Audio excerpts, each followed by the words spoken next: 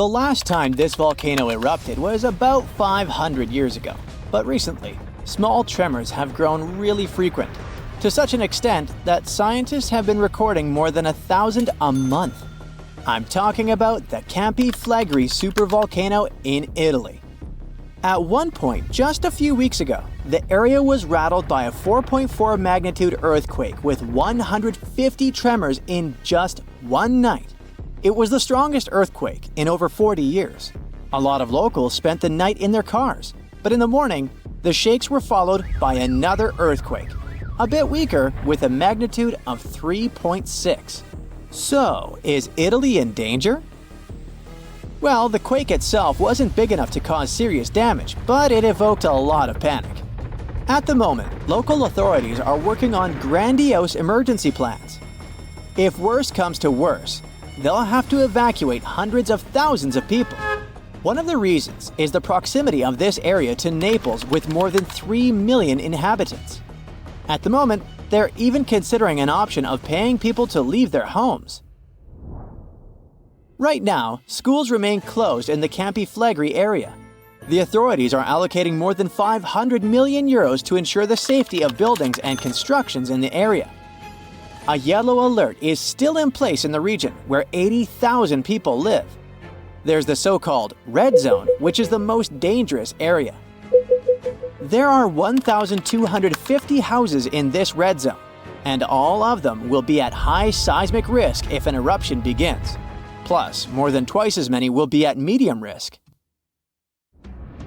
Italy is a country prone to seismic activity, and Pozzuoli is a densely populated area that is located on one of the most dangerous supervolcanoes in Europe. Campi Flegrei has 24 hidden underground craters and dwarfs the better-known Vesuvius. Yes, the very volcano that wiped the ancient Roman city of Pompeii off the face of the earth in 79 CE.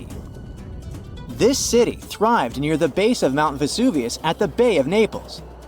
In the time of the early Roman Empire, 20,000 people lived in Pompeii. They were merchants, manufacturers, farmers, and others. The soil in the region was rich and fertile, so there were lots of orchards and vineyards. Strangely, no one knew that this black earth was the legacy of an earlier eruption of Mount Vesuvius. The area was a favorite summer destination for rich Romans.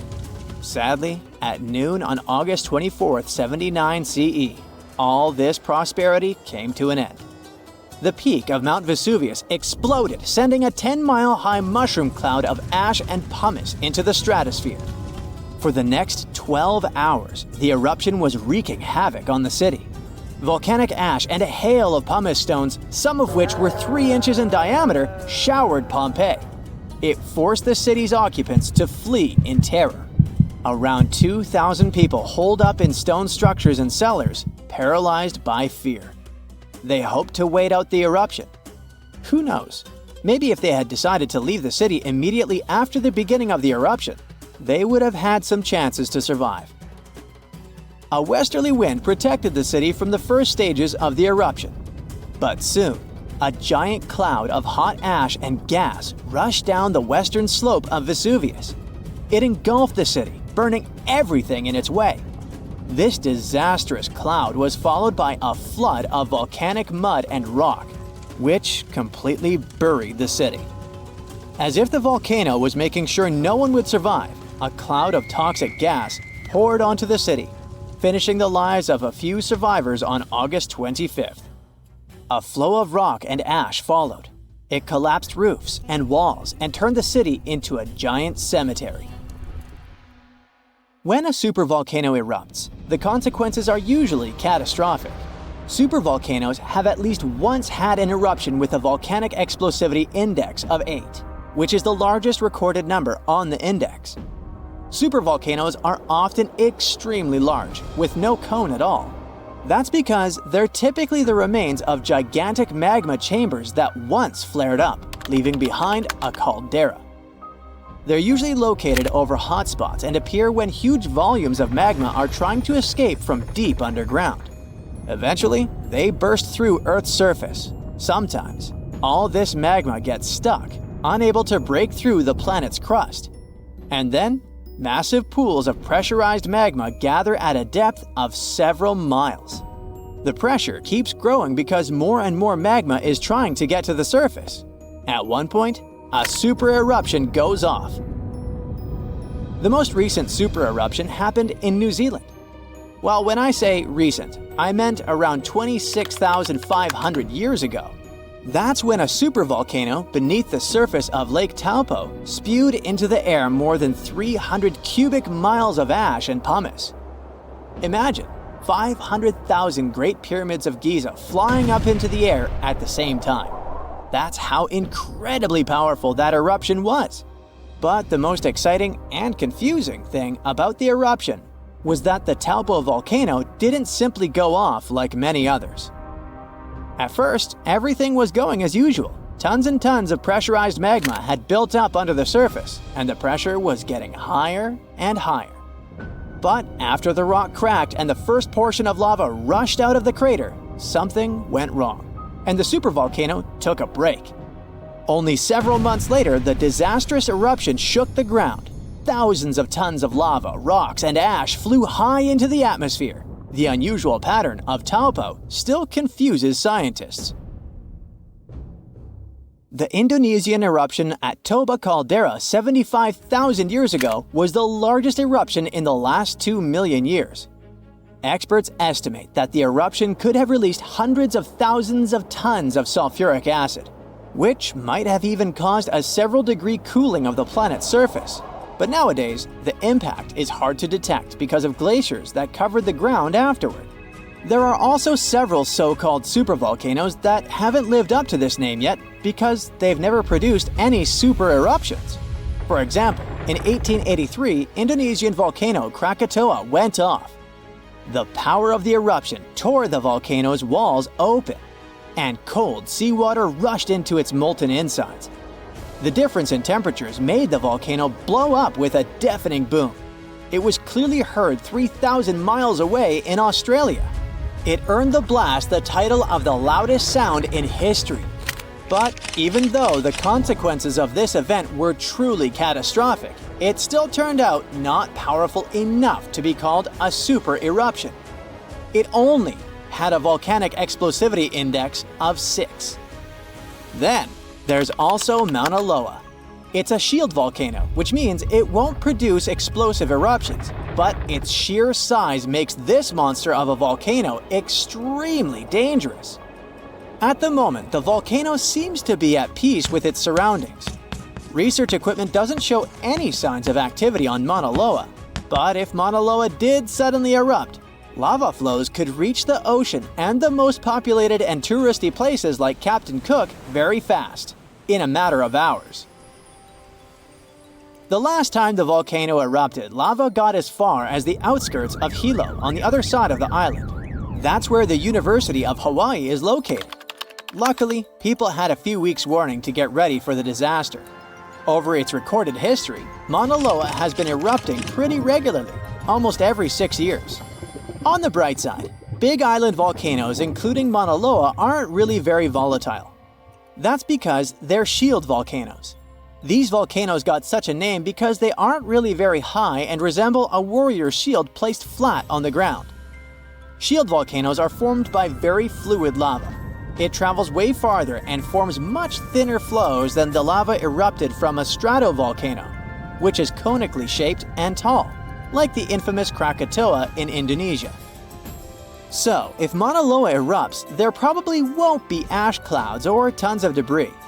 The most dangerous thing will be lava. Since Mauna Loa is a shield volcano, its lava is extremely fluid and voluminous, which allows it to flow far and fast. When we think of active volcanoes, one region comes to mind: the Ring of Fire in the Pacific Ocean. 3/4 of Earth's volcanoes sit within this belt. Compare the area to Australia, which doesn't have any volcanic activity. The old continent of Europe is also calm, or at least we like to think so. Can you guess what the most active volcano in Europe is? If you thought of Mount Etna on the island of Sicily in Italy, you were right. The volcano has erupted about 200 times and has been far from sleeping in recent decades. The last time this happened was in August 2023. The highest mountain in the Mediterranean is 500 million years old. But in Iceland, there is a much younger volcano. It sprang into action on the 10th of July 2023.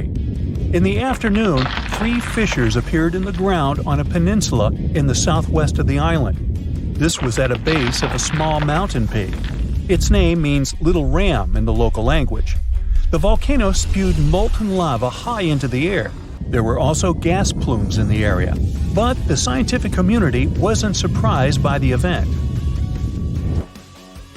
They already knew about the volcanic area that stretches between the cities of Reykjavik and Keflavik. Its name is hard to pronounce. Hey, I want to buy a vowel. It had already erupted during the previous 2 summers. This activity came after 8 centuries of dormancy. In the days leading up to the latest eruption, seismologists, the scientists who study earthquakes, recorded over 12,000 tremors. When the ground opened up in July, the fissures were over 1.5 miles long. The following morning, 2 of them closed. All the lava was now coming out of the last fissure. It grew into an elongated cone, the simplest shape of volcano we are all familiar with. The lava soon filled a large crater. It grew almost 100 feet tall during the first week, and it is still growing. On the night when the eruption started, lava spread out in all directions. Its cinders set ablaze the dry moss in the vicinity. Local authorities closed off the surrounding area. There were toxic gases from the volcanoes and smoke from the burning moss. Firefighters flocked to the area. After a week, they proclaimed the area safe. Visitors soon came to witness the birth of Europe's youngest volcano. This form of tourism is quite developed in Iceland. People come from all over the world to watch active volcanoes. The land of fire and ice is home to more than 130 volcanoes. Some 30 of them are active. Now, I know what you're thinking right now. Is volcano tourism safe? In Iceland, it is. The country's authorities research and constantly monitor all of the hotspots. The island is dotted with several dozen seismic stations. These help researchers accurately predict future eruptions, and emergency services are accustomed to these sorts of events. They can quickly cordon off danger zones. This is what happened in 2010. A volcano in the south of the island, the name of which everyone struggled to pronounce, erupted. It spewed out a plume of steam and ash that was 7 miles high. This wasn't a fun time to be an air traveler. Winds carried the enormous plume southeast toward northern Europe. Many countries closed their airspace for several days for safety reasons. The volcano erupted in March, but the Earth was shaking from January the same year, so seismologists knew that an eruption was approaching. When it comes to the continent's youngest volcano, the tourist infrastructure is already there. Visitors can leave their cars at a designated parking lot. Then they go on a 5-hour-long trek. This leads to a viewing deck. Tourists are so close to the epicenter that they can feel the heat haze from the crater. The sight is the most impressive at nighttime. Safety is never a concern. Scientists regularly chart out hazard maps that outline the borders of lava fields. This way, visitors who stick by the rules are never in harm's way. More than a week after the eruption started, a section of the crater collapsed. Lava flowed downhill west of the volcano. This majestic smoldering hot river is slow-moving lava. Scientists categorize it as an AA type. The term is Hawaiian. It describes basaltic lava that has a rough and brittle surface. The flow is composed of broken lava blocks that are called clinkers. They fall off as the substance flows. This reveals red-hot areas. The cooler sections of lava are gray and black in color. When it moves forward, it produces a distinctive sound like shattering glass. Nearly a month after the eruption of the new volcano, we got aerial footage of an interesting phenomenon. A tornado formed directly over the lava flow. This occurs due to the high temperatures in the area. When the conditions are right, a column of heated air can easily turn into a mini tornado. Scientists observed a similar event happen during the 2018 eruption of Mount Kilauea in Hawaii. The lava fields of Europe's second-largest island tell the story of the creation of Iceland. It sits above the place where the North American and Eurasian plates meet each other. Tectonic plates are huge rocky chunks of Earth's most outer layer. There are roughly 20 of them. They rest on a partially molten layer of rock. All the lava we see on the surface starts its journey here. You could say that these plates float on molten rock. Their boundaries are unstable, so when two plates grind past each other, they release tremendous amounts of energy. The formation of volcanoes is one result. These are places where the molten rock travels upward to the surface. Iceland began to form some 60 million years ago. The tectonic plates under the ocean drifted apart.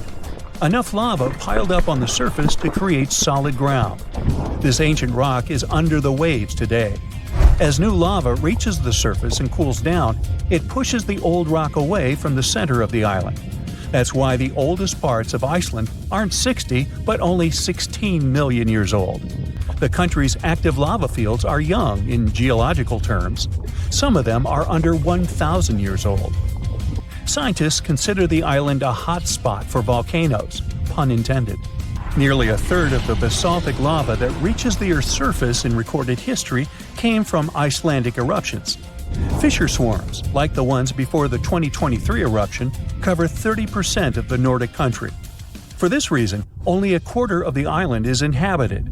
Norse Vikings were the first people to settle in Iceland at the beginning of the 10th century. Nature threw them a loud welcoming party.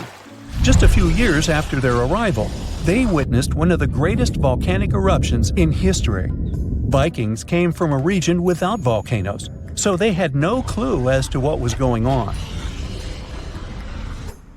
Today, Icelanders are used to such events. This is good because their homeland is entering a new era of volcanic activity. Volcanologists suspect that recent events are an introduction to decades of more frequent eruptions. The peninsula that is home to Earth's youngest volcano is just 17 miles southwest of Iceland's capital city. It's been dormant for a long time. Present-day eruptions there are a reminder that the natural processes that created Iceland are still ongoing. Recently, scientists discovered that there's a historical link between volcanic eruptions in the north of Europe and glaciers. Our planet went through at least 5 major ice ages.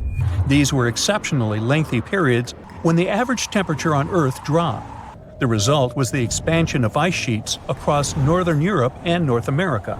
The last ice age ended some 10,000 years ago. Researchers are still trying to fully understand how these glacial periods affected volcanic activity. They suspect that the sheer weight of all that ice disrupts the flow of magma underground. When glaciers retreat, the pressure is lifted. This makes it easier for lava to flow upward to the surface where it bursts.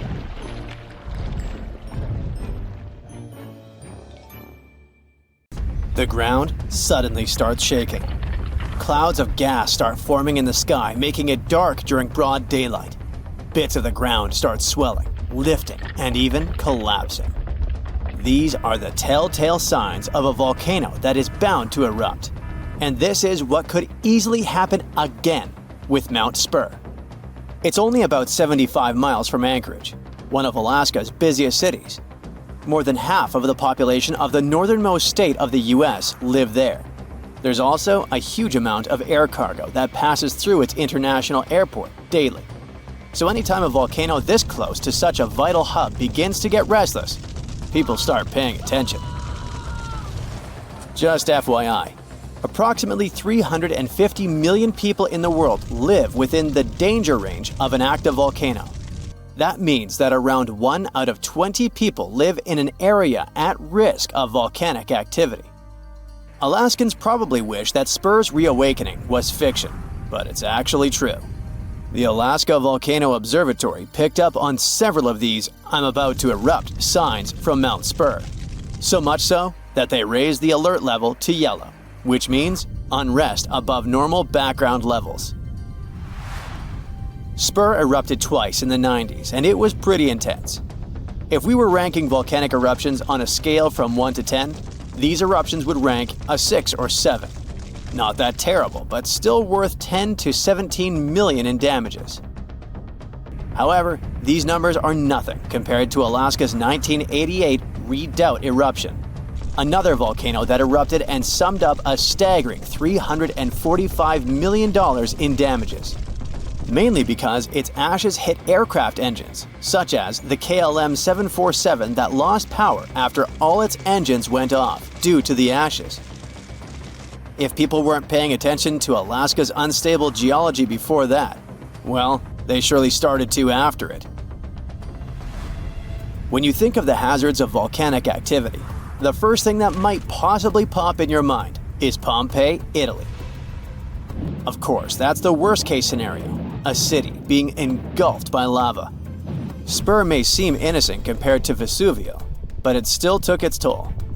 The last time it erupted in the 90s, and it threw volcanic aerosols over 60,000 feet into the atmosphere. Let's get our science straight here. Think of volcanic aerosols like liquid particles that are released into the atmosphere during an eruption. These particles are usually created when gases from a volcano, such as sulfur dioxide, combine with water and other particles that exist in our atmosphere. These aerosols can actually cool the Earth's surface since they reflect sunlight directly back into space. And that's not the worst part. It can stay in the atmosphere for several years after an eruption, causing lots of health issues. The eruption unleashed blazing fast avalanches of hot gas and ash called pyroclastic flows, along with thick, muddy floods known as lahars. Oh, and there were also the massive volcanic boulders. These rock chunks were huge, some over 3 feet long, and they blasted out from the volcano like nature's cannonballs, landing more than 6 miles away. All that volcanic heat melted part of a nearby glacier, kicking off debris flows that dammed up the Chakachatna River and created a whole new lake along the valley. Some good came out of Spur's first eruption, though. The main lesson was, volcanic monitoring pays off. The local monitoring was able to reduce the economic damage done by the eruption, especially for a city that has an intense air traffic. Spur is deemed as dormant for the moment, but it could go off anytime soon. You see, volcanoes are classified as active, dormant, or extinct, depending on how much action they're putting on. If it's still active, it's still rumbling and erupting somewhat regularly. Dormant means it's had some recent activity, but it's still lying low for now. And extinct, that's when it's been quiet for such a long time that we figure it's done for good. One of the US's most dangerous active volcanoes is Mount St. Helens. This volcano is actually responsible for the most powerful eruption in US history. Its last blast was so intense, it threw off about 1,300 feet off its summit. Basically, the top of the mountain vanished, and if you thought Mount Spur's ash cloud was impressive, St. Helens wins the competition since it launched its ashes 80,000 feet into the sky. Eastern Washington plunged into total darkness. But it wasn't just that. In a matter of 3 minutes, the eruption hurled 3.7 billion cubic yards of blazing rock and dust, enough to fill 1 million Olympic-sized pools across 230 square miles of lush forest. Actually, the earthquakes that anticipated the eruption started weeks before May 18, 1980. A ground shake of magnitude 5.0 went off, triggering a landslide on one side of the volcano. By the end of the official eruption date, 57 people had lost their lives. Nearly 7,000 big-game animals like deer and elk were wiped out, and millions of birds laid scattered on the burnt earth. Researchers don't think St. Helens will blow at the same magnitude again anytime soon, but they're keeping an eye on it, because this volcano is not exactly finished. By the way, the word volcano comes from the Roman name Vulcan, which was the Roman deity of fire, and they often happen at the meeting point of tectonic plates, which are the pieces of the Earth's surface that fit together like a jigsaw puzzle. The so-called Ring of Fire, located in the Pacific Ocean, is the world's danger zone when it comes to volcanoes. It contains between 750 and 915 active volcanoes. The largest volcano located in the Ring of Fire, also the largest active volcano in the world, is the Mauna Loa. It's over 13,000 feet high, and it's located in Hawaii. Researchers say that Mauna Loa has been erupting for at least 700,000 years. Its most recent eruption began on the 27th of November 2022, and it lasted until December 13th. It's been quiet since the 80s until it decided to wake up again. Thanks to constant monitoring by the Hawaiian Volcano Observatory, it didn't cause any casualties when it last erupted. Scientists have been investing big time on volcanic monitoring, not only to reduce economic hazards, but also to save lives. The most recent attempt has been to drill into volcanoes. Recently, a group of scientists went all the way to Iceland in one of the world's volcanic hotspots. There are around 33 active volcanoes in Iceland alone, but the one that is the most interesting to them the most is the Krafla volcano. The Krafla has erupted around 30 times in the last 1,000 years, and its most recent eruption was in the mid-1980s. The project, named Krafla Magma Testbed, or KMT for short, is hoping to advance the understanding of how magma behaves underground.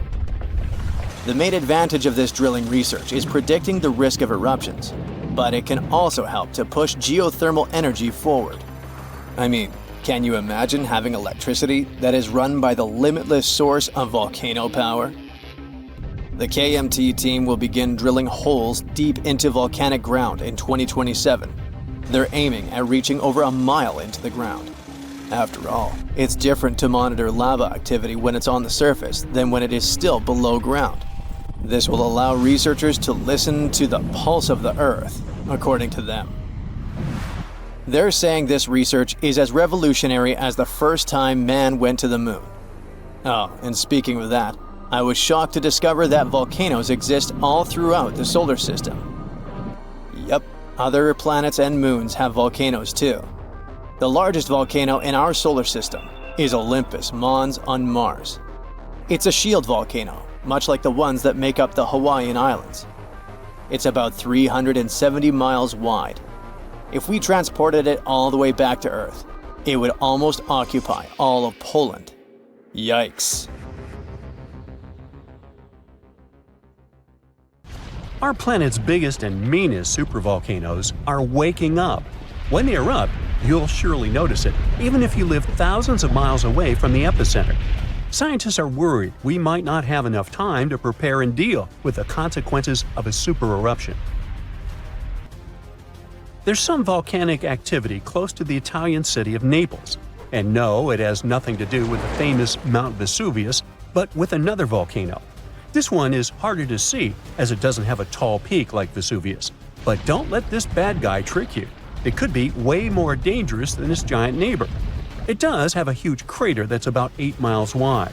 This volcano is called Campi Flegrei, and it's actually one of the largest volcanoes in Europe, sitting under the town of Vesuvius. So, Campi Flegrei erupted 39,000 years ago with a bang so massive it spread ash across the whole Mediterranean region. It also caused the temperature to drop by over 16 degrees Fahrenheit across Eastern Europe. It was the biggest volcanic eruption in Europe in 200,000 years.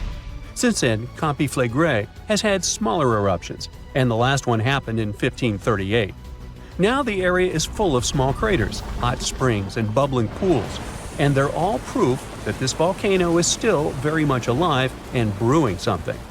Since the early 2000s, the ground in the giant crater and the town nearby have been slowly rising by about 1 to 1.5 inches every year. There were at least 150 earthquakes that shook this supervolcano lately. In May 2024, there was a 4.4 magnitude in the area, the biggest in the last 40 years. Residents had to leave their homes and camp outside, fearing there would be more earthquakes. No one knows how Campi Flegrei is going to behave in the following months or years, but the authorities are organizing evacuation exercises to prepare the population just in case. The Italian volcano looks like an innocent kitten compared to the real giants like Yellowstone. For a volcano to deserve the title of a super one, it must be able to produce catastrophic scale eruptions and eject huge amounts of magma, ash, and volcanic gases. The Yellowstone giant meets these criteria. Even though it moves from time to time, the Yellowstone supervolcano hasn't erupted for 640,000 years. But when it does wake up, it might erupt with incredible power, about the same amount as 10 huge nuclear power stations can produce.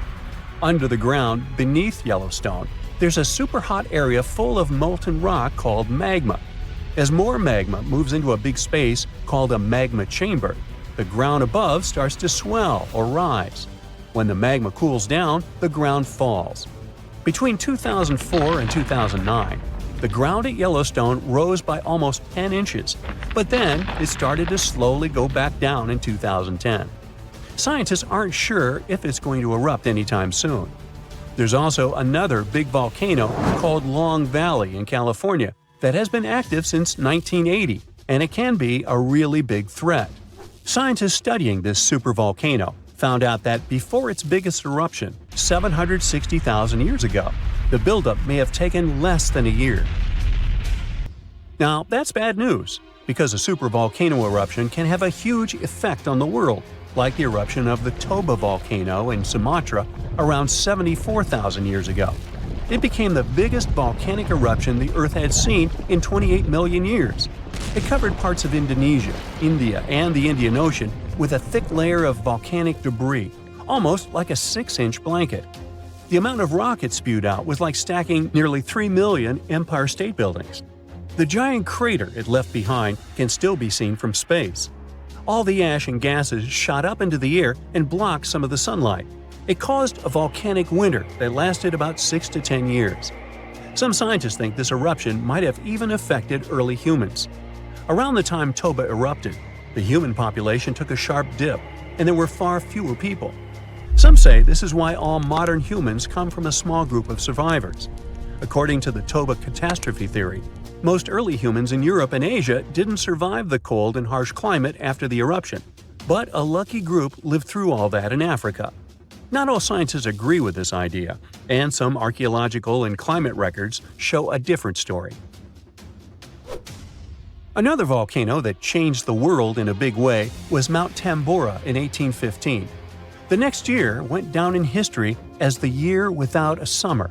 It was cold and rainy, and there was snow and frost even in the middle of summer, especially in Europe and North America.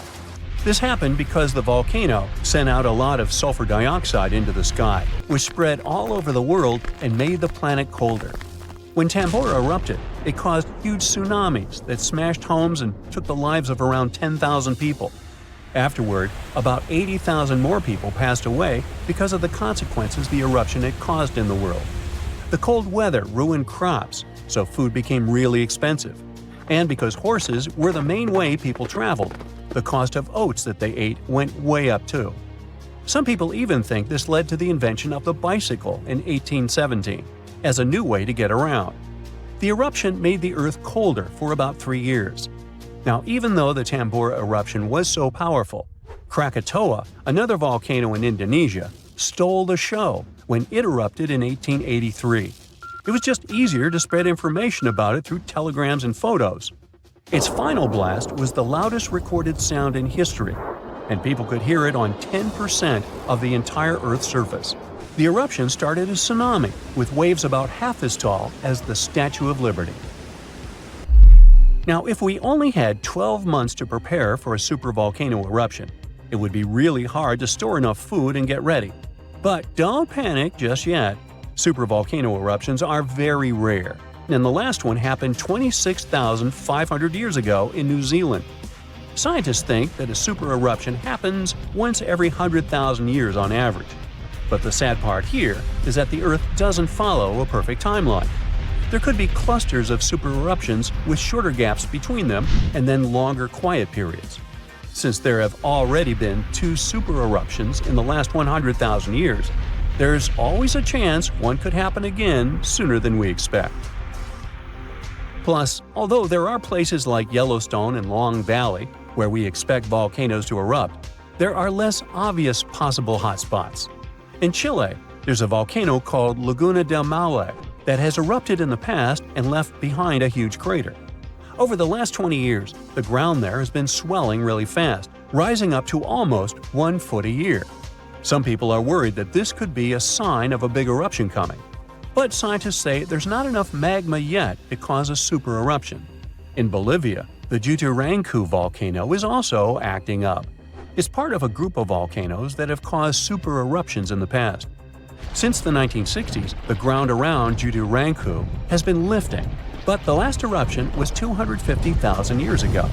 Even though the magma might be rising, it's not enough to worry about just yet. The chances of a super eruption happening during our lifetime are 1 in 1,400, which is pretty low, so you don't need to worry too much. But just like someone wins the lottery every week with very small chances, a super eruption could happen sometime in the future, and when it does, we'll need to be prepared. Massive tsunamis, destructive tornadoes, giant meteorites, devastating earthquakes. Ooh, better have insurance. But all these are minor natural disasters compared with the eruption of a volcano. Some volcanoes can destroy a city, as it was with Pompeii, or some islands in the Pacific Ocean. But there's a dangerous type of eruption that can destroy all life on the planet. This type is called flood basalt. But first of all, let's figure out what a volcano is. Rivers of hot liquid metals and incandescent rocks flow deep inside our planet. And the deeper it gets, the hotter they are. The source of this hot mass is the mantle, which is the middle layer of Earth, located between the core and the crust. These fiery streams are called magma, and it flows everywhere. But we don't feel its heat because of the thick layer of our planet's crust. Magma is lighter than the crust, so it always tries to break out to the surface. And in some places, it succeeds. At the junctions of tectonic plates, it splashes out when one plate moves under a thicker one. When magma reaches the surface, it becomes lava. This substance burns the ground around and cools down quickly.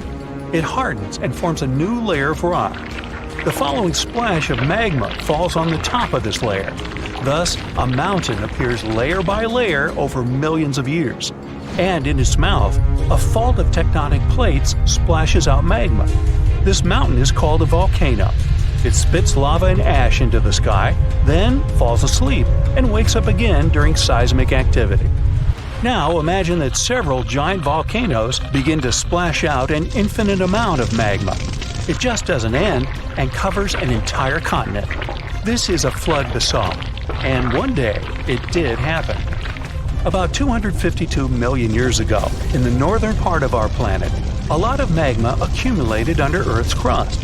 Trillions of tons of hot rock were concentrated in one place on a gigantic territory. And gradually, all this fiery energy began to seep out of the ground. Hot gas started to come out in different places in this territory. The ground shook endlessly, and the crust rose hundreds of feet, all pointing to the approach of an imminent catastrophe. And then, at some point, magma began to pour out. Giant fountains of fire burst out of the ground. Do you know these geysers in Iceland? So imagine the same things, but dozens of times higher and with hot lava and ash instead of water and steam. The ash and lava flows were so strong that they reached the clouds. Under Earth's crust, there was a gigantic bubble of magma, and it squeezed out fiery jets under the pressure of rock and ground. The rift was getting bigger. Magma was flowing out everywhere. It began to fill the entire North Continent. The flood of lava spread wider and wider. The streams of molten rock seemed endless. Layers of molten basalt rock overlapped one another, forming a giant tsunami of lava 160 feet high. It poured out of the ground for hundreds of thousands of years, flooding forests, rivers, lakes, and meadows. At the same time, billions of tons of volcanic ash rose into the sky, which could lead to a volcanic winter, since sulfur dioxide in the ash reflected the sun's rays. This might have lowered the temperature on the continent by several degrees. Then, dust and ash probably condensed and formed giant clouds that watered the surface with toxic acid rain. But after that, the cooled lava formed a giant thick shield, preventing magma from seeping out of the endless fire bubble. The global catastrophe was over, but only for a short time. trillions of tons of magma were still flowing under a thick layer of solid basalt. The fiery rivers couldn't reach the top, so they spread out to the sides. As a result of this expansion, huge nets were formed under the thick rock. They ran in different directions like a spider web and heated Earth's crust. Gases started coming out from under the surface again. More and more energy accumulated there until an explosion of unimaginable force occurred. In addition to magma, carbon dioxide and ash escaped to the surface. They filled the atmosphere and caused the greenhouse effect. The temperature on the whole planet increased by several degrees. This release provoked another catastrophe that began in the ocean. There were deposits of methane, an explosive gas, on the seabed. Under ice-cold water, the methane was frozen and harmless. But the greenhouse effect in the atmosphere warmed up the entire ocean. Millions of tons of methane began to rise to the surface. This gas is more potent than carbon dioxide. Therefore, when it hit the atmosphere, the temperatures on Earth increased again. The whole globe turned into a hot sauna. In previous cool and humid places, the temperature reached those of a modern Sahara. Of course, most animals and insects couldn't survive such a cataclysm, but ocean life took much more damage. The heat and methane reduced the amount of oxygen in the ocean. Fish and other marine life couldn't survive in such conditions. New problems appeared when anaerobic bacteria started to multiply in non-oxygen water. They fed on methane and carbon dioxide and released hydrogen sulfide, a toxic substance that poisoned water even more. About 75% of land animals and 95% of the ocean's inhabitants went extinct. This flood basalt eruption was the only disaster in the planet's history that destroyed almost all plants and significantly reduced the insect population. Several species of the hardiest animals managed to survive in these conditions. The planet took about 10 million years to recover completely. After that, evolution began a new process of developing life. And here are two pieces of news. The bad one is that flood basalt will happen again and will be no less devastating than 252 million years ago. The good news is that it will happen in hundreds of millions of years. But when that happens, humanity will need to be prepared. It will start on the ocean floor. First, lava fountains miles high will begin boiling the water and emit sulfur dioxide into the atmosphere, where it will reflect sunlight. Along with ash and magma, a massive amount of water vapor will rise into the air. Livestock won't survive, and people will have breathing problems. Acid rain and increased humidity caused by the evaporation of the oceans will lead to the corrosion of buildings. All flights will be canceled. People will have to wear gas masks. Many animals won't be able to handle this eruption, but humans will adapt quickly. But then another and another eruption will follow, and this endless catastrophe will soon deplete the resources of humanity. Plants and trees won't recover so fast, and oxygen production will be significantly reduced. Let's hope that humanity will have colonized other planets, including those outside the solar system by that time. And now, let's jump back to the present. About 70% of the seismic activity associated with volcanoes occurs underwater. So let's see how ordinary volcanoes on the ocean floor work. Water, as well as land, rests on tectonic plates. Therefore, if their structure is broken at the joints, magma seeps through them. But unlike terrestrial volcanoes, lava here doesn't spread in different directions, burning everything it meets. It solidifies under the pressure of cold water. Underwater volcanoes can erupt for a long time with breaks in between. Magma covers the seabed. After another 100 or 1,000 years, a new eruption begins and a new layer of rock forms over the previous one. Over millions of years, layer by layer, magma is rising. And then, one day, a volcano rises out of the water. Magma splashes out of it and increases its height. And now we have a large volcanic island. Then the volcano falls asleep and life appears on the newly formed piece of land. Magma flows from the planet's mantle, filled with various chemical elements. This hot mix saturates the soil with useful substances and thus promotes the growth of plants and trees. Then birds and other animals arrive there, and the volcanic island turns into a paradise. Then humans arrive and pave over paradise to put up a parking lot and a franchise burger joint. The ground shakes beneath you. The pictures rattle on the walls. You hear a rumble off in the distance. Then, boom, a deafening explosion. The shockwave blasts through the windows and sets off car alarms. You duck under the dining table for cover, but then you remember you live not far from a supervolcano in the middle of a tropical jungle. So, staying in one place isn't a good idea. The shaking finally halts. You take this chance to peek outside and see a giant cloud of smoke covering the sky. It's lunchtime, but you wouldn't know it. The sun is completely veiled and darkness falls. The power's out in the whole city. In this darkness, you see red molten lava shooting from the sky and spilling on the rim. You run outside along with dozens of your neighbors. Your priority right now, find safe shelter and fast. You think about taking the car, but with everyone running on the road, that's a no-go. So you run on foot where the crowd is going. Supervolcanoes are in a league of their own when it comes to natural disasters. Surprisingly, it's not all about size or height. A volcano is dubbed super if it erupts more than 240 cubic miles of magma. That's more than enough to overfill Lake Erie. It must also have a history of erupting and a magnitude of 8 on the Volcanic Explosivity Index. The largest active volcano on Earth is Hawaii's Mauna Loa. It's so big, it would cover the entire state of Rhode Island plus some. And next time you see a commercial plane flying high in the sky, remember that 30,000-some-foot altitude is about as tall as Mauna Loa is from base to summit.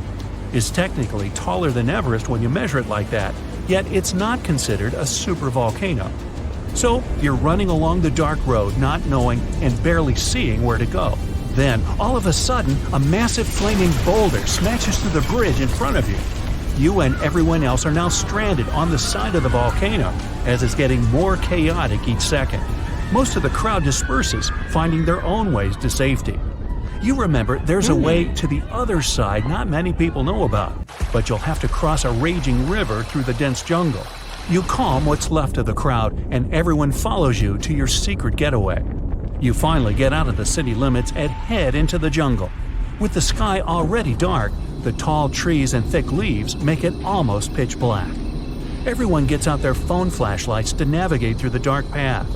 You all need to stick together and make sure nobody gets lost. Suddenly, fiery rocks strike the trees not far from you. Everyone jolts and tries to rush ahead, but nowhere is safe when it's raining scalding fire all around. You and your group have to pick up the pace or else. Imagine a typical avalanche or mudslide. Very dangerous situations on their own. Now, imagine an avalanche of lava rocks and lava sliding down a mountain instead of mud. That's what's making its way towards you right now. More and more people catch up with your group and bring news that the entire neighborhood is submerged in lava. It's traveling quicker than you thought. You can never really predict how fast a lava flow will be until you see it. It all depends on how thick it is and how steep the mountain slopes. Lava can move slowly at about 20 feet a minute, a fraction of the average person's walking speed. Or it can flow as fast as 30 miles per hour, which even the fastest person on Earth can't outrun. But the lava isn't even the most dangerous problem. If you didn't have protection, the gases spewing from the eruption would fill your lungs, and those spread faster and further than the lava flow. Your eyes and throat would be itchy. You'd get a headache, dizziness, increased heart rate, difficulty breathing. The worst would be passing out from the lack of oxygen. Luckily, everyone managed to grab their gas masks before leaving their homes. You're now entering the treacherous terrain of the jungle and the danger zone. Everyone's phone batteries are giving out one by one, so your vision is even more limited. The terrain is tougher and you can't hear any sounds from the river. At this point, you're not even sure if you're going the right way. But your instincts tell you the deeper you go, the safer you'll be. The path is muddy, and the vines are hindering everyone's movements. That's when you hear something big running through the jungle. It's coming up on you fast. You can't see a thing until it's right up on you. A bear! And there goes a rhino. Wild cats, domestic cats, dogs, different creatures of all sizes and species. They all come running through the jungle right past you. You and your fellow humans aren't the only ones fleeing from the eruption. The rumbling is still going on. Before you know it, a shower of fire rock strikes right behind you and ignites parts of the jungle. There's no going back. Everyone picks up and runs for it. You hear thunder in the distance. A flash of lightning lights up the dark sky. You think, finally, some rain to wash away this fiery nightmare. But that's not a regular storm brewing. These giant smoke clouds can mimic a thunderstorm under similar conditions. Your luck finally pays off. You hear the river straight ahead. You reach the bank and have to hop on some stones to get to the other side. You almost slip when someone from the group catches you just in time. Whew, that was too close. Not far down the river is a large waterfall leading straight to a shallow lake with sharp rocks at the bottom. The ash from the lava falls like snow, covering most of the trees and landing on the river. Ash is one of the most dangerous things about volcanic eruptions. You're soaked to the bone, but it's a lot better than ash and smoke. And then the rest of the group follow. The next thing you know, the river starts steaming as lava meets the bank and runs into the water. You try your best to speed things up. The lava can heat this water up to dangerous levels, and there are still people slowly crossing the river on the slippery rocks. Luckily, you manage to get everyone across. Well, almost everyone. You turn around and see someone's leg got caught between two rocks. The lava continues to pour into the river. You can feel the heat of the steam. You rush back to this person and try to pull them out. Their leg won't budge. Someone else from the group comes to help, and you're finally able to pull them out in the nick of time. You and everyone else, now exhausted from your trek, keep going as far as possible. That's when you see the main road that connects you to the broken bridge. There are others on the road that got out safely, and even some cars filling up with survivors and heading fast out of the area. The volcano is still spewing lava, and the entire city is flooded with it. What was once your town now looks like a giant burning lake. Planes and helicopters can't fly because of the smoke and ash, so don't count on an air rescue. You're still at risk even though you're on safer ground, so it's still too early to celebrate. Everyone continues to move away from the city. The further, the better. The ground continues to shake, but this time it's even more intense than before. Supervolcanoes are powerful enough to cause many earthquakes, but it's a good thing you're out in the open, far from the buildings and debris in the city. Now, back to reality. Rest assured that a volcanic eruption of this intensity won't happen for a very long time, as in millions of years. Besides, thanks to warning systems and humanity's preparation for such an event, it's extremely rare for even a regular volcano to do as much damage as it could. So, don't scratch Yellowstone off your travel list just yet.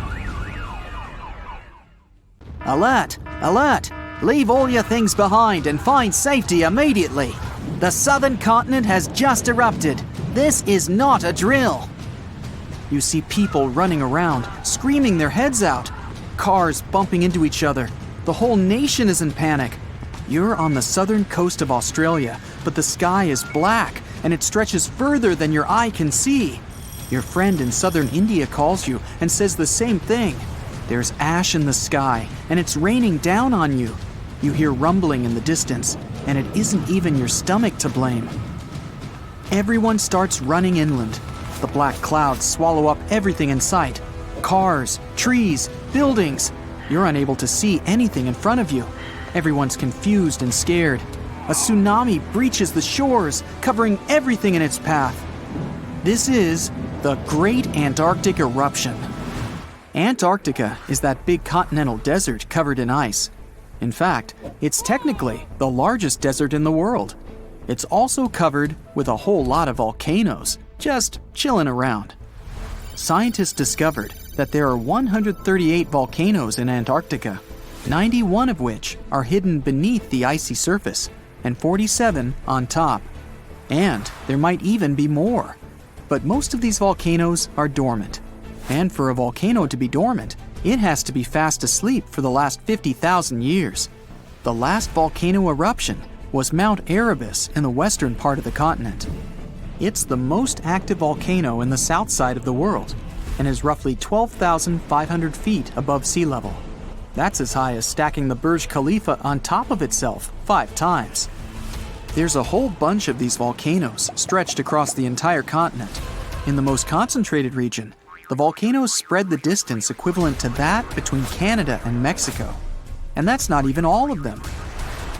Scientists have warned that if any of these interior ice-contained volcanoes were to erupt, they'd melt the western Antarctic part of the land and increase the spill of ice into the ocean. It would raise the sea level and flood many endangered lands that are already at risk. And that's not mentioning the tectonic plates shifting underneath the surface, which allows some of the magma to squeeze its way to some surfaces. It's scary enough to expect what would happen if a huge volcano erupted. But what would happen if all the volcanoes in the Antarctic continent erupted at the same time? If you were one of those scientists on a boat on their way to conduct some experiments, you would begin to feel unease. You'd notice the water carrying a bit more of the current than usual. You look at your fellow scientists, and they too have the same look on their faces. As you land at the shore and take out all your tools and equipment, things don't seem normal. But the work has to be done. You head to the base and settle in. Business as usual. In the barren land, you see some emperor penguins waddling around, hunting, playing, and doing penguin stuff. But as you look around, you notice that the penguins all suddenly head to the ocean, and many of the wild Antarctic birds also begin flying towards the horizon. Weird. Then the ground starts shaking, and behind you appears a tower of smoke reaching to the sky. The ashes from a volcano can be very harmful for anyone with lung conditions, and even healthy people. The gases that come with it are usually blown away quickly, but are also harmful to humans and cause irritation to the eyes and throat. But if you're nearby, you may need a gas mask, or better yet, evacuate! The gases and ashes are the most dangerous part of a volcanic eruption. Even though the lava spewing and explosion may seem scary, the smoke in the sky can spread far away and even halt planes flying around. You look to your fellow scientists and they signal to you that it's time to go. Make like the penguins and swim off. But the waters are extremely rough and the rumblings getting louder and louder. Suddenly, you see more smoke wafting towards the sky, but from different locations. Back to the boat!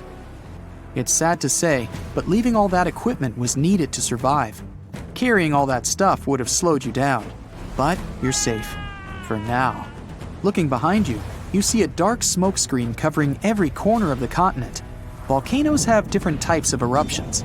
It's not just the shooting out lava into the sky scenario. They can range from aggressive to calm. Some spew out lava and some don't.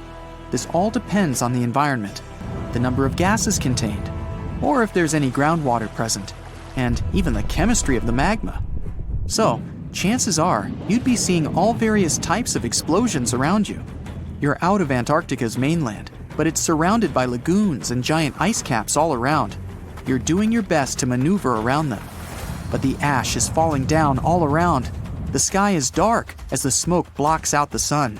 Volcanic ash comes in all sizes and can cause different damage, from as little as lung and eye irritation to smothering vegetation and crops. And that's just the thing. More often than not, these volcanic ashes are extremely thick. They can even collapse the roofing of some buildings if a lot of ash is accumulated. Not to mention blocking roads and compromising aquatic life. And that flash in the sky isn't your imagination.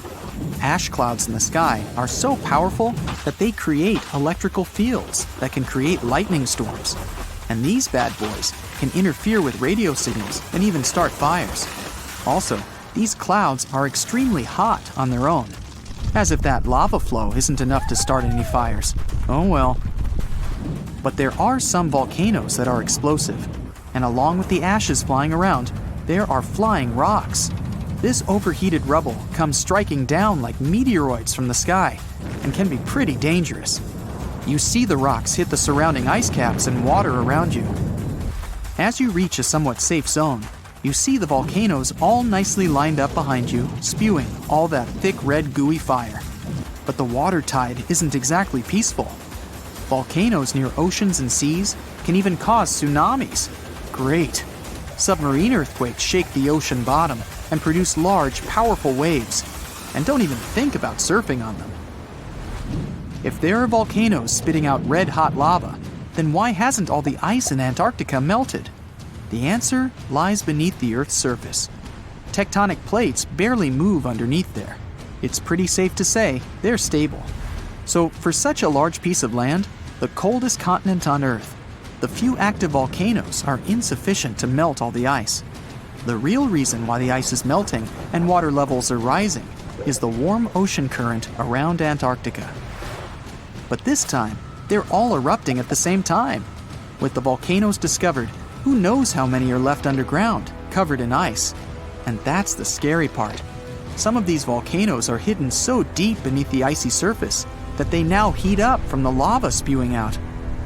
The ice begins to destabilize everything around. The ice on the ridges begins cracking open little by little. Like giant cans of soda bursting open, lava shoots from the snowy depths, causing enormous cracks in the ground. And then, magma finds its way to the party. This uninvited guest will begin to melt the surroundings, causing the ground to destabilize even more. Slowly but surely, the ice around Antarctica will melt. And if all the ice is melted, the Earth's sea level would rise by around 230 feet. That means coastal cities would be submerged underwater. The ocean currents would be flipped around, and hurricanes and typhoons would not want to take a break. Marine life would be in danger, and many small islands would completely disappear. And not to mention the smoke in the air that would travel around the world, halting many flights in the southern region. And if the winds were strong enough, the whole world. The economies would flop, and a worldwide panic would begin. Health emergencies all year round. Yeah, a real nice picture.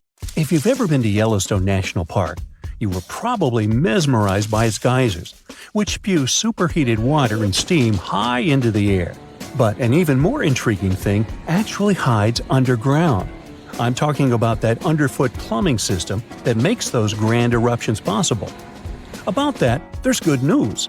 Recently, researchers have succeeded in mapping the national park's hydrothermal plumbing system with the help of a giant flying magnet. As a result, scientists have managed to document all these features in stunning detail. The thing is, Yellowstone houses the world's largest hydrothermal system. It contains over 10,000 features, like geysers, mud pots, hot springs, and steam vents. They're fed by a network of underground water pathways. Those get overheated by magma flowing underground.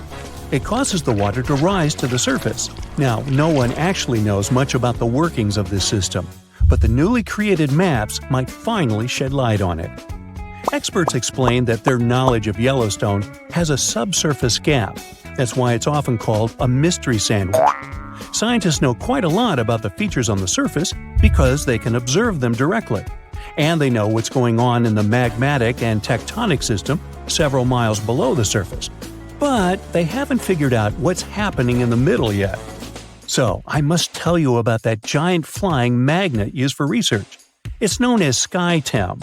It was attached to a helicopter and flown over Yellowstone several hundred times, scanning the ground below. The magnet is made up of an 82-foot-wide charged wire loop. Its main task is to generate a strong electromagnetic field. And since different kinds of material, like water or rock, respond to this field differently, scientists managed to create a few subsurface maps for the first time ever. The mapping technique also allowed the researchers to differentiate between magma and bedrock, since they have a bit different magnetic properties. And the team got a chance to see how the magma and water interact and create those mind-blowing geological features on the surface. The team got high-resolution maps to a depth of around 500 and 2,300 feet, and low-resolution maps showing what's going on at a depth of up to 1.5 miles. At the same time, the researchers think that the hydrothermal system itself may stretch as far as 3 miles below the surface. If they're right, it means they've only mapped the top half of Yellowstone's plumbing system. Anyway, remember how I said that scientists know pretty much about the bottom part of the Yellowstone sandwich? They have such a good idea about the tectonic plates and deep fault lines because the park's frequent earthquakes provide them with a lot of opportunities to study different phenomena. In July 2021, for example, more than 1,000 earthquakes rocked the area. These days, the team of researchers knows much more about some famous features, like the Old Faithful Geyser or the Grand Prismatic Spring. They've also found out that individual hydrothermal features on the surface can actually be connected to others, which can be as far as 6 miles away from them. Another interesting discovery is that even though Yellowstone geysers and hot springs vary in size, shape, color, volatility, and chemical composition, they are mostly fed by very similar underground sources. That means that the difference between the features appears closer to the surface. Now, I'm sure you've seen the iconic image of Yellowstone with a large rainbow-colored spring, fiery orange at its edges. So what makes these hot springs so colorful? Surprisingly, these awesome hues come from microscopic creatures. The temperatures in the springs are so high, they can easily and quickly cook you. Plus, the water there is super acidic, like the liquid in a car battery. But there are certain types of heat-loving microbes that don't mind these crazy conditions. You can even say they're thriving there. So every ring of a different color is, in most cases, a ring inhabited by different bacteria. And each species is adapted to a particular temperature or pH level, which measures how acidic this or that environment is. For example, take the Grand Prismatic Spring, yes, the iconic one. Its rainbow hues likely hint at the diversity of microbes living there. So, starting from the center of the hot spring, you can see a beautiful aquamarine color there. That's where the water temperature is the highest, reaching 189 degrees Fahrenheit, because this area is right over the underground water source. The water there is too hot even for microbes. That's why what you see is mostly clear water. As for the reason for its blue color, it's the same as why the sky is blue. Sunlight hits the surface of the water and the light scatters, but the blue light scatters the most, getting reflected back to your eyes. Now, the next ring of color is yellow, all thanks to certain cyanobacteria. The temperature in this yellow ring reaches 165 degrees Fahrenheit. If the conditions in the hot spring were a bit different, these bacteria would create a blue-green hue, thanks to a green pigment called chlorophyll. But since the sunlight hitting the spring is too intense, the bacteria start producing another type of pigment. It's called carotenoids. And guess what? It acts as a sunscreen for the bacteria. And since this pigment is orange, the normally green bacteria get a yellowish hue. And finally, we've got that bright orange color closer to the edges of the prismatic spring. It's a bit cooler there, around 149 degrees Fahrenheit. In this part of the spring, you can find several types of bacteria. They all produce substances that give the spring this bright orange color. And finally, right at the edges of the spring, the temperature is cooler, around 131 degrees, and a greater variety of microbes can survive there. All of them combined give the edges of the spring that red-brown hue. But scientists believe that people and their activity may have influenced the colors of Yellowstone's hydrothermal features. For example, in the past, the temperatures in the Morning Glory Pool used to be much higher than they are today. That's why its color was a deep blue. But trash has started to accumulate in the pool, and some of it clogged the vent. This caused the temperatures to drop, which led to microbial growth. As a result, that pretty blue color turned into orange-yellow. As for Yellowstone's geysers, the most famous one is called Old Faithful.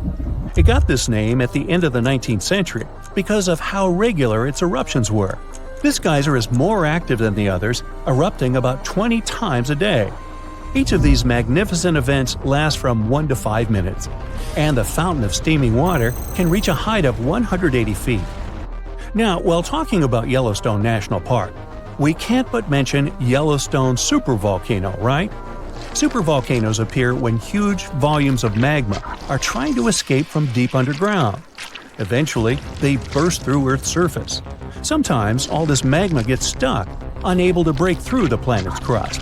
And then, massive pools of pressurized magma gather at a depth of several miles. The pressure keeps growing because more and more magma is trying to get to the surface.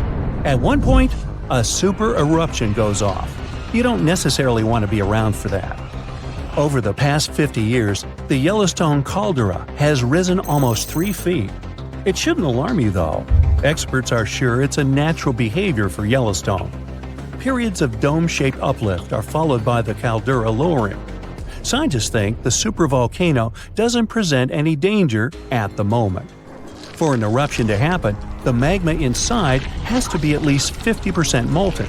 With Yellowstone, this number is just 5 to 15%. Even better, a recent study made the researchers believe the hotspot might be in a state of decline right now, even despite all the breathing and dome-raising activity. There have been at least 3 other super eruptions in the history of Yellowstone volcano. They happened 2.1 million, 1.3 million, and 640,000 years ago, long before video. The most recent super eruption was dubbed the Lava Creek eruption. It formed the Yellowstone caldera after spilling out 240 cubic miles of rock, dust, and volcanic ash. No thanks, I'll pass. Guaijan Volcano in Indonesia is not your ordinary lava-belching mountain. Instead of producing black smoke and red lava, as most volcanoes do, this eccentric guy lets out a blue flame and electric blue lava. This phenomenon occurs because the volcano contains some of the highest levels of sulfur in the world, and when the sulfuric gases interact with scorching air and get lit by the molten lava, they start to turn blue. Unfortunately, you can see this mesmerizing sight only at night, but you can smell it all day long. By the way, the world's largest acid lake is also located inside this crater. The Dead Sea has a high concentration of salt and minerals compared to other seas, even though it's technically a lake. Swimming is almost impossible, but people go there for the natural chemicals for the body. Floating on the surface is a great way to relax. This ancient body of water got its name because no macroscopic organisms can live there since it's 9.6 times saltier than oceans. Only a few bacteria and fungi can be found enjoying the salt. It's also Earth's lowest elevation on land at 1,400 feet below sea level. An underground crystal cave exists in Mexico, and it looks like some interstellar world. It's roughly 1,000 feet beneath the surface, with each spike measuring up to 35 feet in length and weighing up to 55 tons. These are some of the largest crystals in the world. Luscantar Beach is an endless strand of white sand dunes and azure water. But don't let the tropical vibes fool you. It's located in Scotland. That's why it mostly looks like this during May and June only. In December, the place gets only an average of 1 hour of sunshine per day, making it way more dramatic and monochrome. The Georgia Guidestones is a collection of giant stones in a star pattern. It has inscriptions in 8 languages, including Hindi, Chinese, and Swahili. It also has an astronomical calendar finished in 1980 and was built to last centuries. No one knows who built it or why. All the way over in sunny California is Sequoia National Park, home to the giant forest. It's been around for thousands of years. More than 8,000 of these colossal trees rule the land, including 10 of the largest living plants in the world. The General Sherman sequoia is estimated to be up to 2,700 years old and is recognized as the world's largest known living tree by volume. The famous stone heads of Easter Island have been around for hundreds of years. No one knows exactly why they were built. Some scientists think that local people believe the statues would make the soil more fertile. Soil analysis proved the heads did their job well. It's the best agricultural spot on the island. The chemical composition of the ancient hot springs in Pamukkale, Turkey, makes the water pouring over the edge look magical.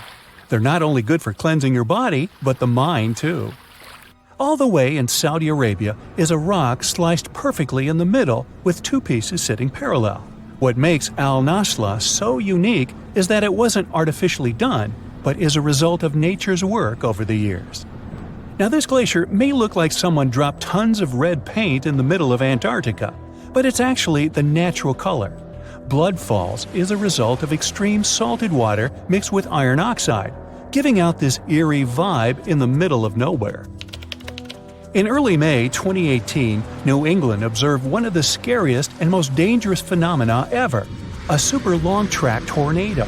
The frightening natural phenomenon started not far from Charleston, New Hampshire, and traveled toward the town of Webster in Merrimack County. It took the tornado 33 minutes to cover 36 miles and become the third on the list of the longest track tornadoes in New England. In the Philippines, you can swim in some of the most crystal-clear waters and discover an underwater world below you in the province of Palawan. The municipality of Coron has white sandy beaches with many small boats riding through the many amazing sceneries. Tristan da Cunha is a small volcanic archipelago in the Atlantic, with the only neighboring cities of Buenos Aires, Argentina, and Cape Town, South Africa. It takes 7 days by ship to get to this unique place. If you want to escape from the rest of the world, staying with the 280 locals will make you feel like you're away from everything. During the first week of January 2018, unusually cold weather in the northeast United States froze the Atlantic Ocean in North Falmouth, Massachusetts. What's more, the ocean was frozen so thoroughly that people were walking on the waves. Now, that's obviously something you don't see every day. Red sand is what makes this beach unique and why tourists flock to Tianjin, China. A red-colored plant called a Sueda salsa dwells in the saltwater. The whole beach is covered in red, with only the top layer of the sea visible. If there ever was a thing that said, "I defy gravity" out loud, it's the stone of Davasco in Argentina. The huge 300-ton boulder stands precariously on the edge of a cliff and rocks a little bit from side to side in the wind. People even checked it by putting glass bottles under one of its edges. They exploded with another movement of the rock. Unfortunately today, you can't see this wonder of nature as it was a century ago. In 1912, the boulder suddenly dropped from its perch, which it had occupied for literally hundreds of years. The people of the nearby town of Tandil were so sad about this event that 95 years later, in 2007, they decided to restore the stone. They made a plastic replica of the rock and put it on the same spot and even in the same position. So, even today, coming by Tandil, you can see its famous balancing boulder. More of a symbol now, of course, because it's no longer rocking and only weighs 9 tons, but instantly recognizable nonetheless.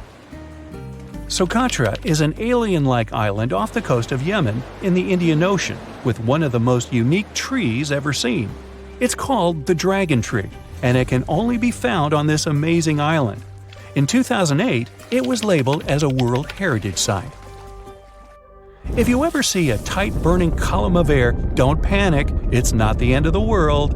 The creepy combination of whirlwind sounds and scorching inferno means that you have crossed paths with a fire tornado, also known as fire twister or fire whirl. This dangerous phenomenon occurs mostly during wildfires.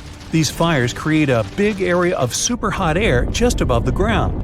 When this scorching air gets mixed with the cooler air higher up, it results in a whirlwind that churns up burning debris and flames.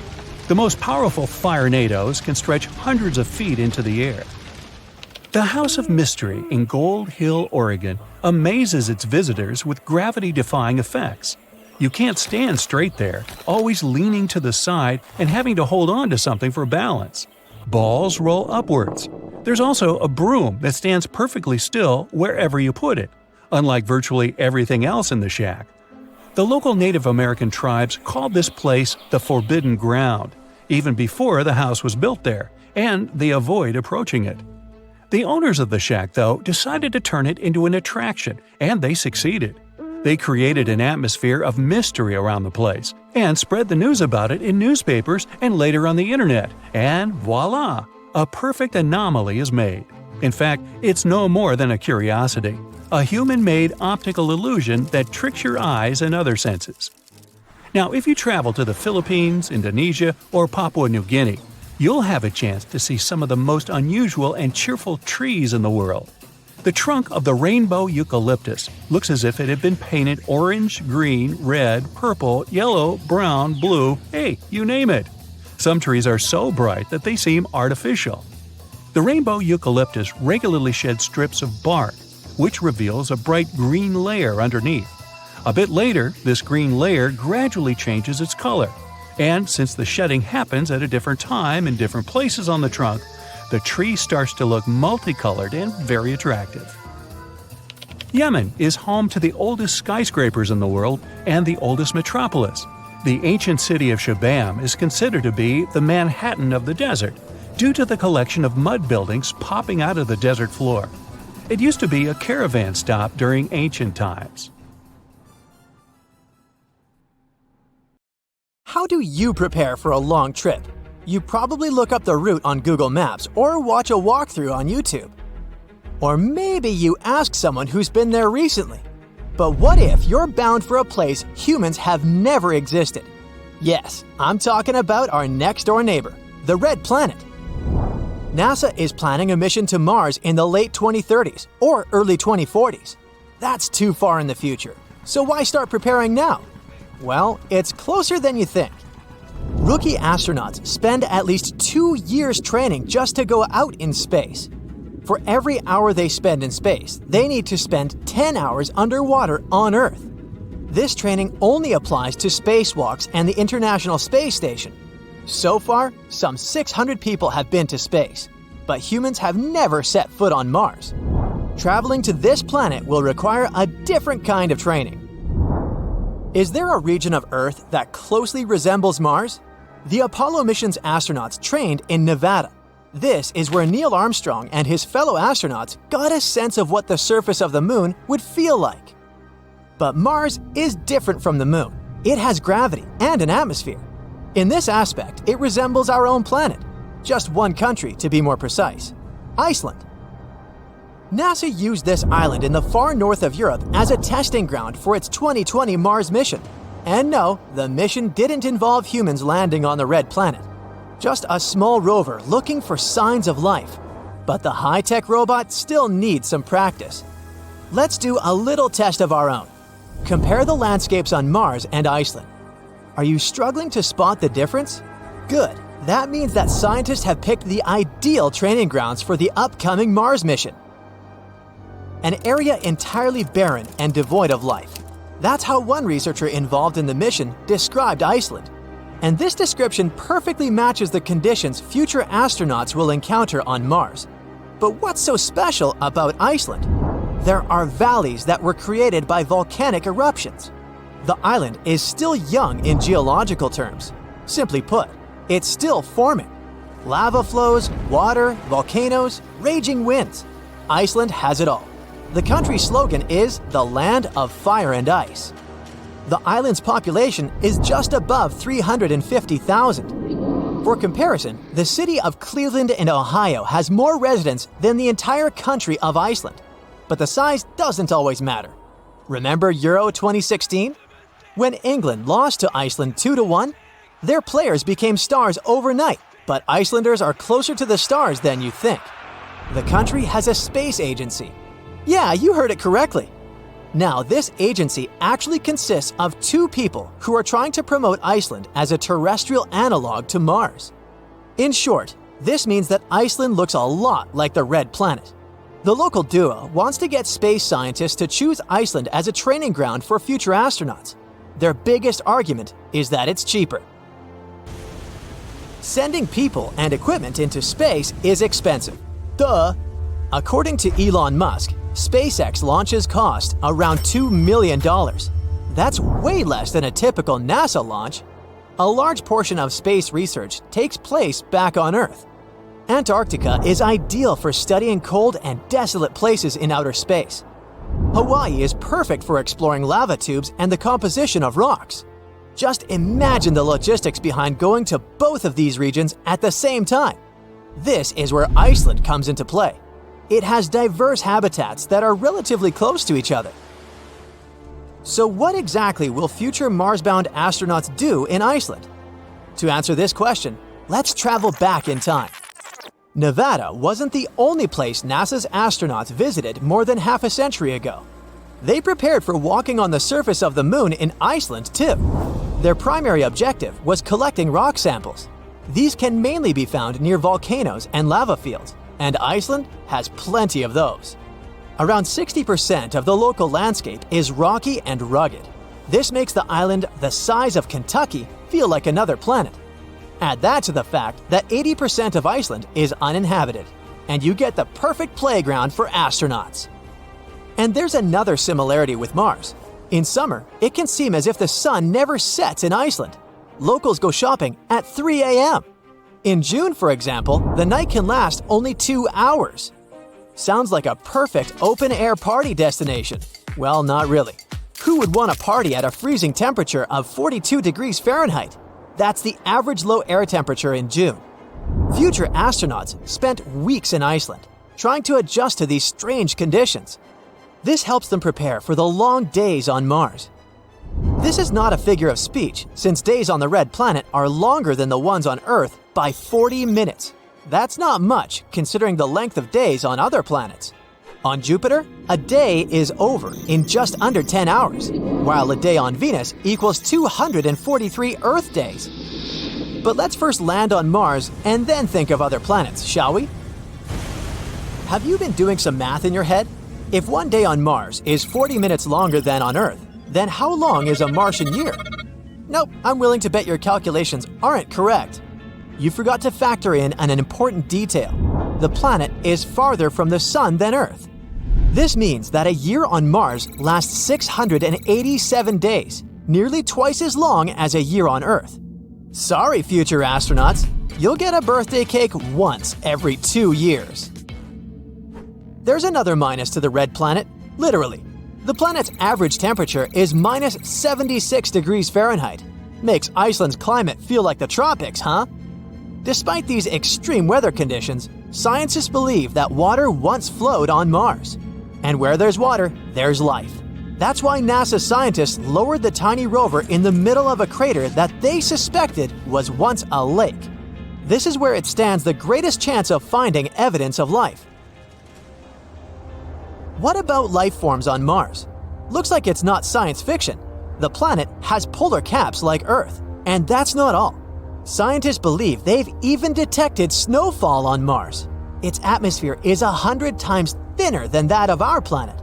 It isn't a breath of fresh air, but it isn't extremely inhospitable like other planets.